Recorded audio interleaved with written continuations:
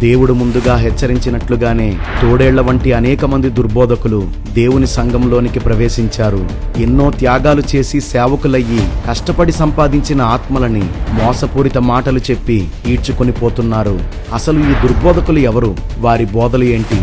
వాటిని ఎలా త్రిప్పికొట్టాలి? మన సంఘాల్ని ఎలా కాపాడుకోవాలి? మొదలైన అనేక విషయాలను తెలియజేయడానికి జూన్ 19న అనగా గురువారం ఎస్ఎల్ఎన్ పెరల్స్ కళ్యాణ వేదిక నరసరావుపేటలో దుర్బోధలపై అవగాహన సదస్సు నిర్వహిస్తున్నారు.